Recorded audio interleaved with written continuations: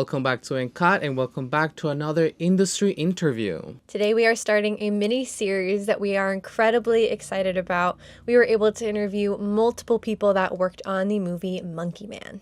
Monkey Man is the directorial debut of director Dev Patel. You might know Dev from a couple other movies, but I know him from Avatar. This first episode, we're really excited because he's actually the second actor that we've ever interviewed, but he's the first antagonist. Of course, if you watch Monkey Man, you know that there is two main antagonists. Today, we have the actor that played Baba Shakti. Makarand Deshpande is an actor that has a long track of movies in Bollywood, but Monkey Man is actually his first ever movie in Hollywood. We really enjoyed getting to hear all about his acting experience both in theater and in film. So without further ado, here is Makarand Deshpande.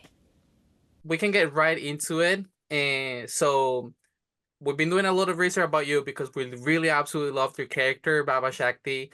And we thought it was breathtaking for sure, as the whole movie was. And come to find out, this is actually your debut in I guess we call it Hollywood film, your first English theatrical release, your first English feature film. But this is not the first thing that you've done. You're you have so much track record of a lot of film, a lot of theater. You have so much work behind you, and you have so much experience. And so I kind of want to get to know a little bit more of that person behind the actor. What was that first thing that ignited that spark in you, and that made you interested in being an actor just in general? My journey, according to me, is a very accidental journey. Because when before I was born, my brother was born, and my dad, celebrated his birthday, and the doctor said there is another one coming, and I'm the twin brother. I came after an hour and 22 minutes, so I took a lot of time to step on earth and think who I am. And I tell you, I have never planned anything. I never dreamt of being an actor. Whatever I was a sports person, and I was generally a wanderer. And one day they had less actors in my college, and they said, "Could you give it a try?" And I said, "Of course, why not?" You know what I had was I never had any baggage. I could try anything, and whatever I could try, I would do it for a number of times, and number of times made me better, better, better. And I still feel I'm not the best, but I can still be better. And that helped me to act in several languages. Here in India, many languages. And I've been acting. And what I realized that the language you don't know, you tend to express more through your eyes and maybe through your voice. And what theater helped me was kind of my own existence, because I could write, direct, produce. And I chose that over films. There was a time when I refused acting in films here because I just felt there were too many things happening while living. I realized life is not optional. Films could be optional. I can say no to films. And I wanted to deal with life. And at that point, whatever questions came in, spiritually, morally, to answer them, I chose theater because I could afford to produce theater. That things in a lot of money. Yes, and the journey has been more of, I think, you may see me as a writer, actor, director, but I think it's more of a journey through life and realization of life. So this year, Baba Shakti, true, one can say is in a pure, I'm trying to just live through. That's it.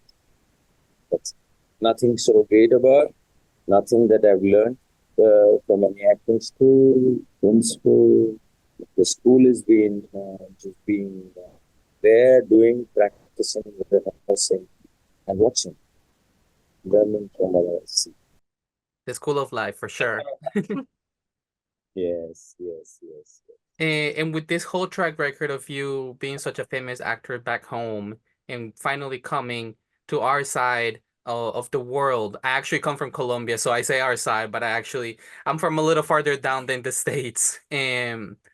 But I personally know that there's a lot of difference between, say, Colombian filmmaking and Hollywood. And I want to see from your perspective as a professional, what was the difference? What was the transition? And how was it different? A film set in Bollywood and a film produced in Hollywood. What was the differences that you found as an actor and as a professional? I think nowadays the difference is reducing because now we have casting directors. Initially, the casting directors were not there, and the assistants used to find out, the director's assistant used to find out. There would be friends knowing friends and knowing friends and knowing friends. And that's how somebody spotting, and then somebody would say, yeah, I saw him somewhere at a railway station or a bus stop, and then he used to be cast. And then, so everybody tried, all the actors tried to be at the bus stop, at the railway station. Those were the stories, trying to figure out the way, depending on. Well, and then the auditions were not there. Not so many auditions were. Now, there is a certain organizational process to be part of a feature film in India as well. And we have casting directors, but the only thing is, what is common, I guess, in Bollywood and Hollywood or Indian, is the stars are already signed. It's only the other characters who are. So I guess stars are already signed. The difference, yes, while working on Monkey Man, we got a call sheet, and there was a name, Christine. She was from Bronze Studio, and there was some designation, and I tried to understand the call sheet, and then I asked, "What is this?" And it was about, she was there. Nobody humanly disrespect anybody. You could be talented, you could be senior, but you cannot insult the junior. So she was there to figure out. One could go and say that director didn't speak to me well, insulted me, rather than guiding me into the shot. And I said, then what do you do? Say we give 3 warnings, and it could be anybody. We could ask them to walk home. And that shocked. Because we always respect art, talent, and we say, yeah, an artist can get away with anything. And there this Christine was, who's going to be there, saying that, hey, hello, artist later, first human being. Wow. I really loved that. That was something to take it back home forever for me, because I feel that with art, people really get carried away. And because if you're not a human being, how do you portray a human or an inhuman character? I mean, that really was wonderful. Another great thing which I saw was we had an international crew. Our DP was from somewhere, the equipment too was from somewhere. We had from Africa, Vietnam, Thailand, Australia. We had the crew from everywhere, and so because we worked in the pandemic, so obviously we didn't have time.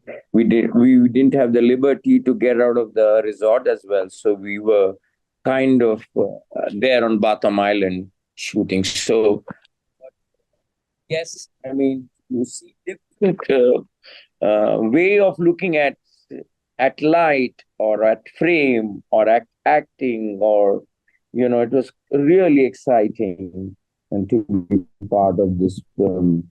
And while working, though it was difficult times, we were trying to figure out that do we have COVID or not this week, trying to figure out that. And imagine that you're figuring out whether you have a COVID or not, and then thinking about the character and still performing. And so I think the experience that maybe a Hollywood project can really make things happen. I think it was Dev Patel and John, my producer. I mean, they were at it. I have to just credit them, and I'm sure there was a Sam, there was another, many people who really went through this shoot to organize it. We shot it in 2021. It was really, I still remember that my flight reached from Mumbai to, then from Dubai to Indonesia, and right next day, for a few days, the flights were stalled, no flights. So I was just saying, Baba Shakti happened because the flight could reach. So, you know, so it's not about in this film, it's about you. It's about, you know, many of me and becomes we, to make Monkey Man happen. So I think Monkey Man has some, I believe there are, some things keep working for you, which happen.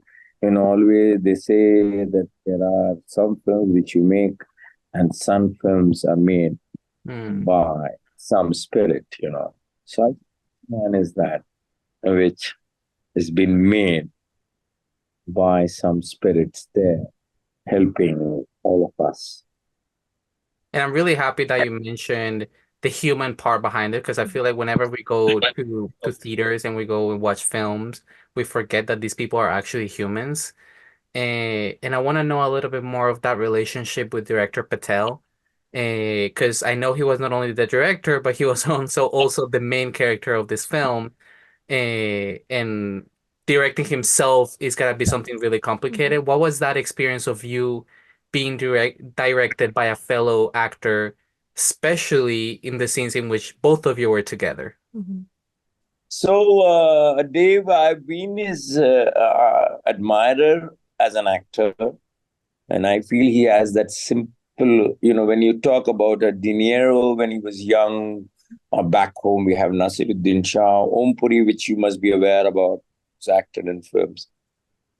Actors turn into characters, and you see only characters, you don't see the actor. There is one breed which is like this, and then there is a breed which you see them as what they are, yet they are actors, they are characters. Because I believe the same face can become a character if you start thinking about the character and behave with the psychology of the character.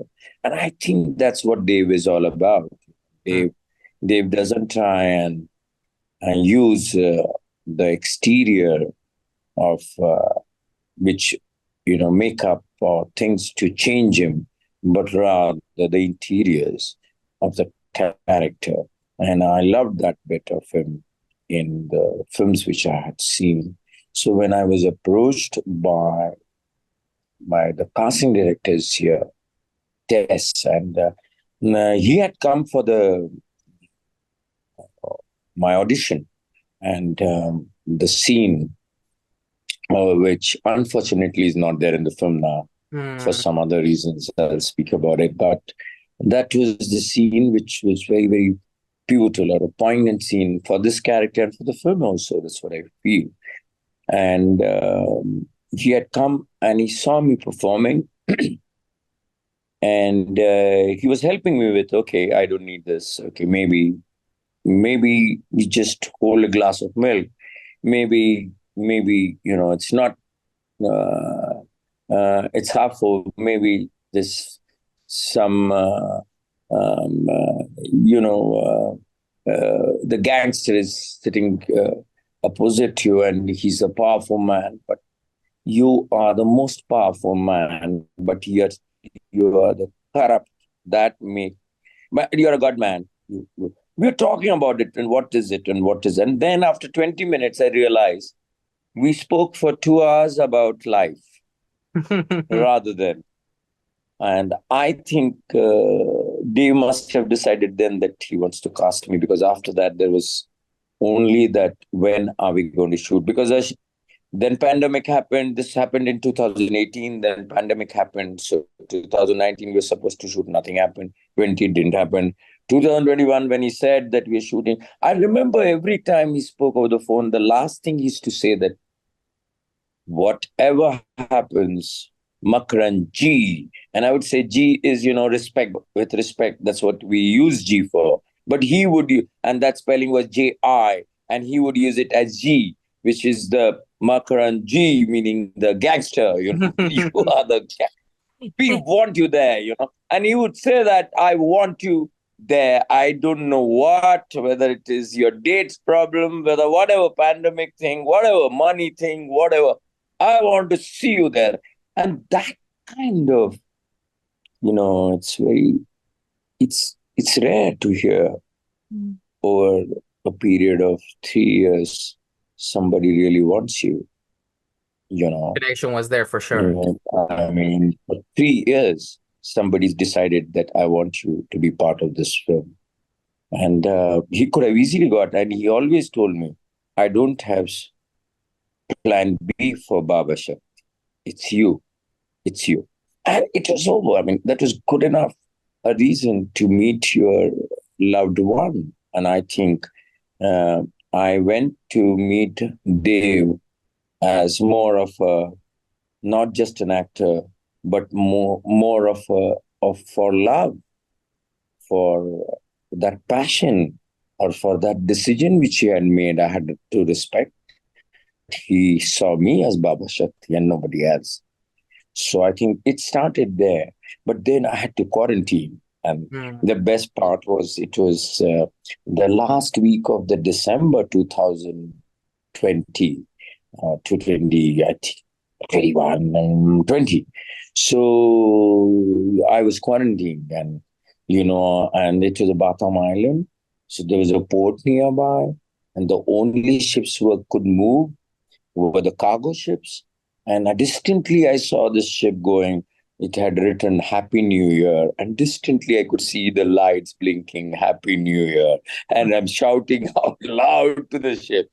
And Dave was very nice, because those who had quarantined, who had come earlier, were celebrating. But then they all came, they stood at a distance, and they wished me, that Happy New Year, welcoming you. And I was trying to see all this, it was, I think it was one of those things where we knew that something special is happening to this film. When things are happening at a survival instinct, I guess things are different, It was not just making a film, but it was about surviving to make a film and then make a film. I think it was amazing. And from there, Dave saw to it that I remember I had this hair, beard, this mustache, and I thought maybe he wants all of this. So it was pandemic, you didn't have to go anywhere. So, everything was as natural as it could be. And then when I sat in the makeup chair, and he came and he was trying to figure out what's Baba Shakti. And then we started cutting my beard, trimming. And then this is no, let's trim your mustache. And then, and he was at it, Then, no, let's not take it out completely. Maybe 2 days, maybe 3 days. God. And this is the first time, because of him, I started seeing my face, and maybe more of my face. Got my hair back,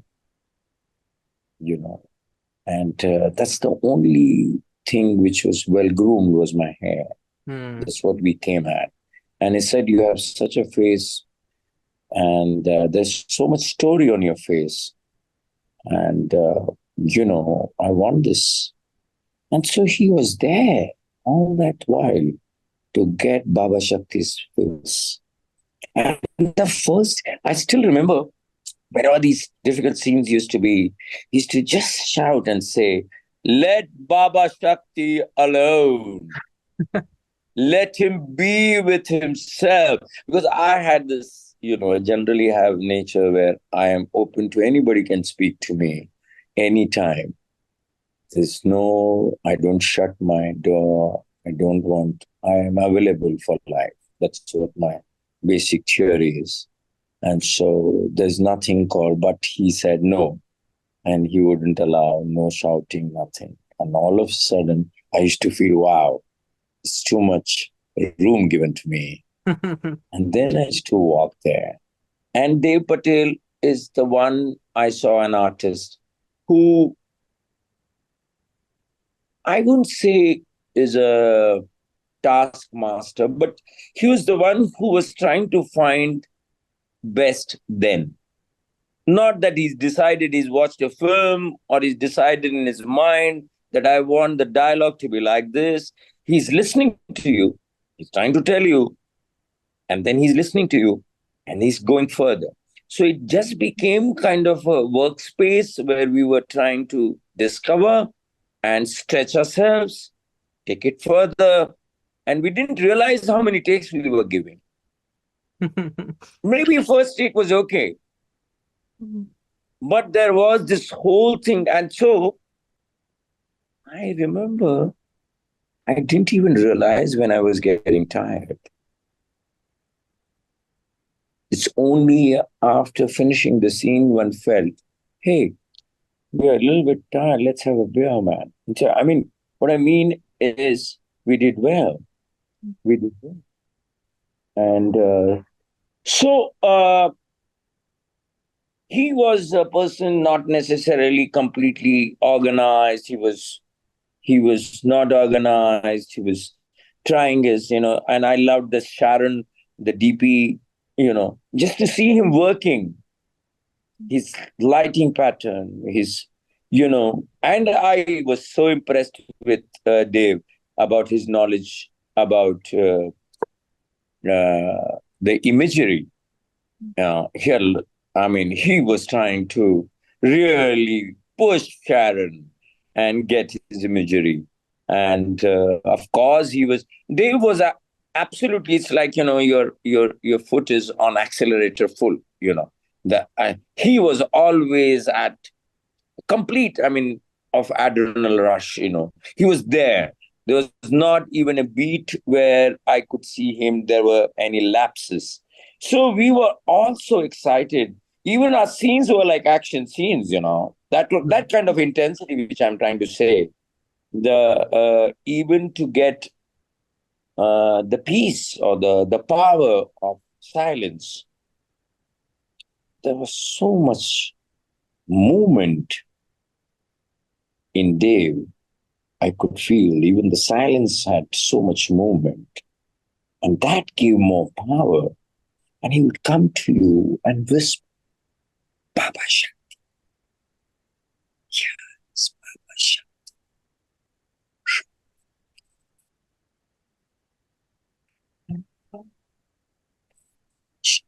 And you hear it or not, it went to your subconscious mind. And sometimes, whether you were speaking or Dave's impact on you was speaking, I would give that, because I completely embraced his energy, his vision, his love, and something which he was trying to figure out. I could see a filmmaker was happening at the workspace. Not really, I was meeting a director who had already happened before. So it was great. He was trying to discover himself, his filmmaking, and I was part of it. What more do we want? We were happening simultaneously together then.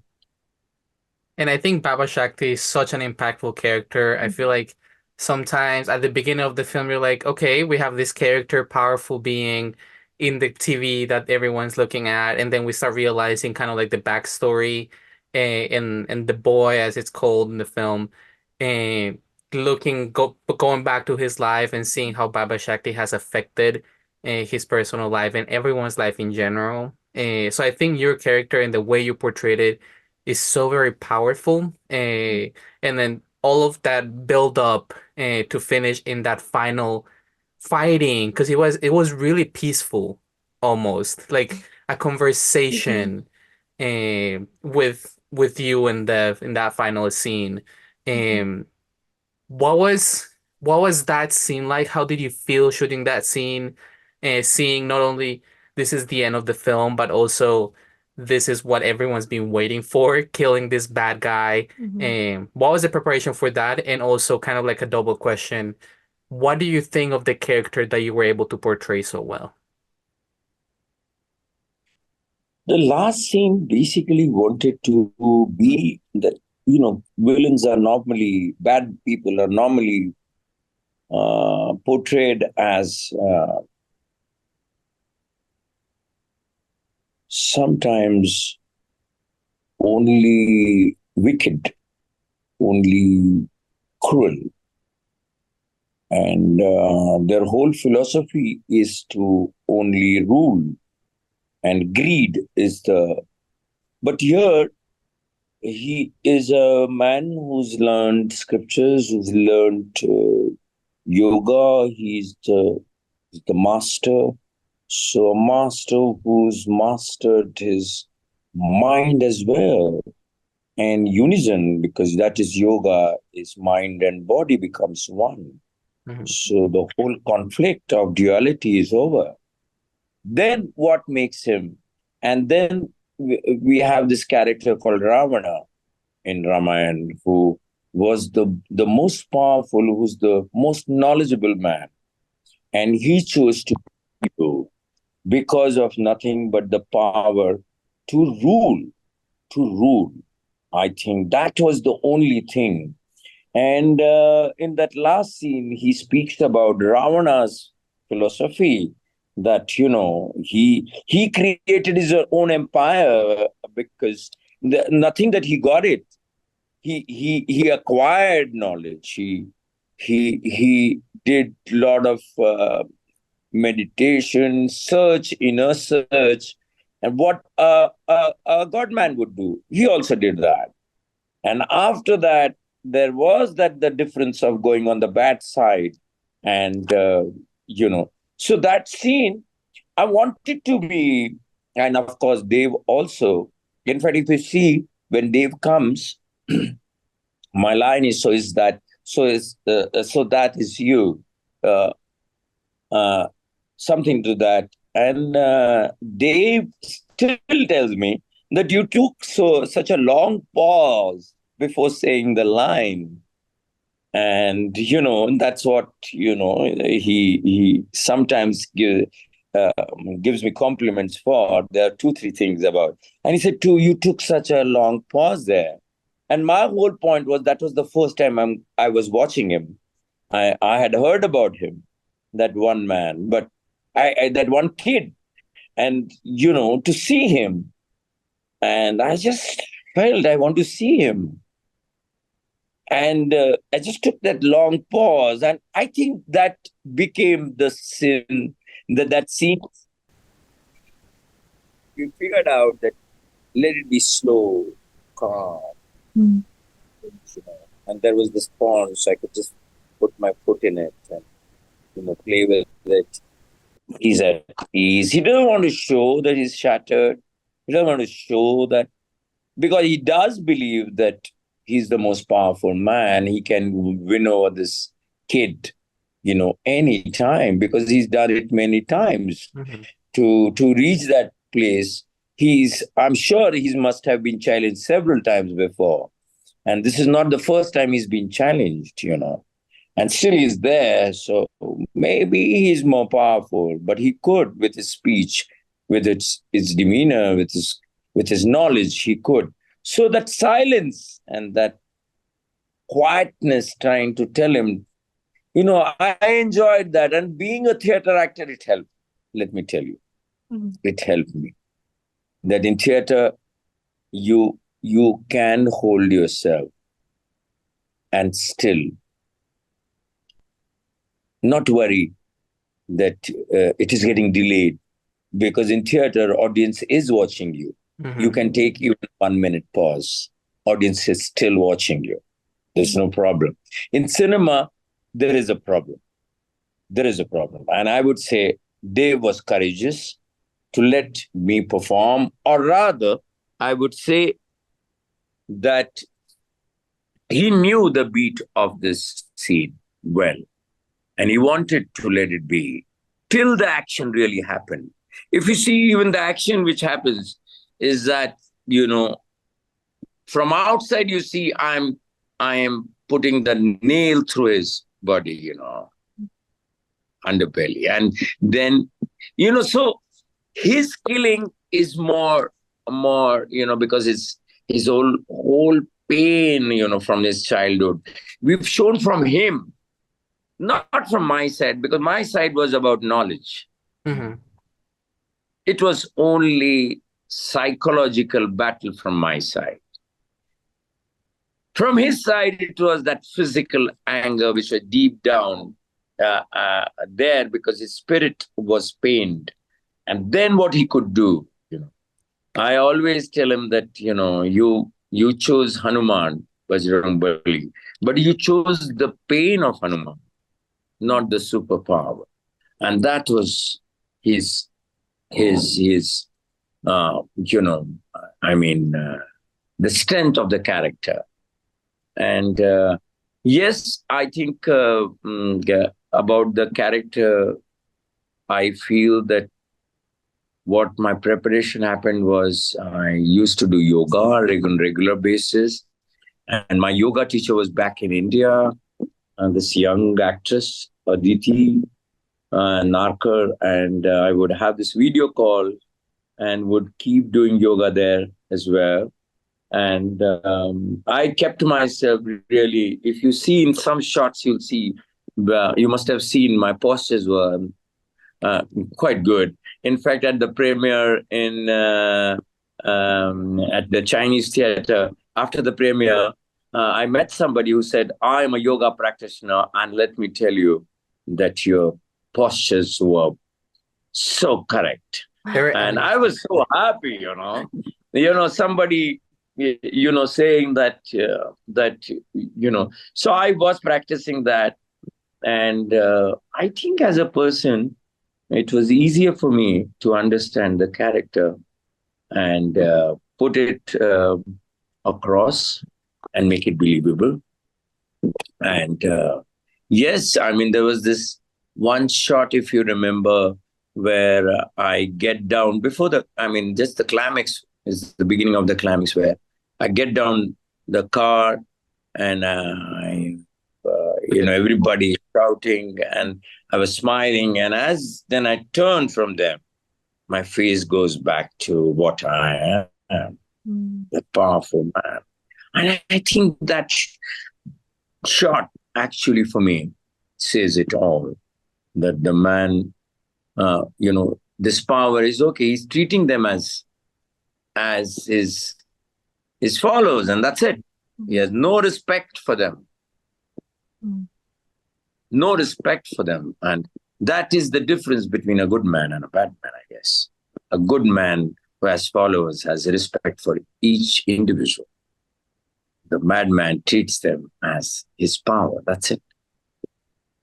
What was, in your personal opinion, the message that Monkey Man wants to give the audience? What is something that you want the audience to leave the theater with, and a takeaway that you want them to linger in their mind after watching Monkey Man?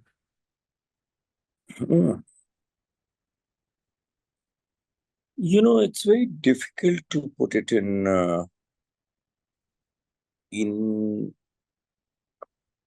my perspective, because the writer director has many things. He's using the Ramayana, he's using his own life, and then there is a genre, which action genre is. So the treatment is, and so what I can say is, I think it's the action film with a lot of pain, and pain of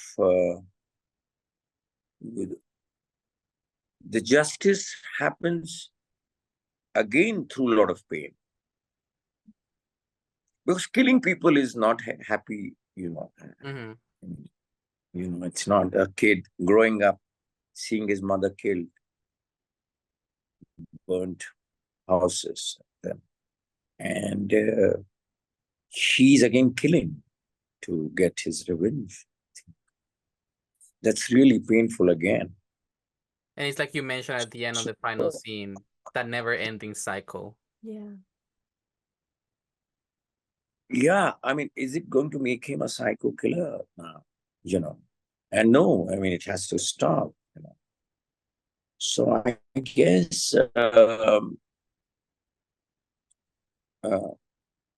I think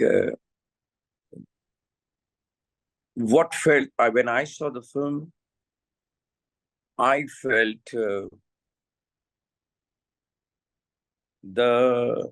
at the bottom of human being, there is so much unjust happened and is happening that this film somehow reaches to your heart and tells you, you can maybe just become right for yourself.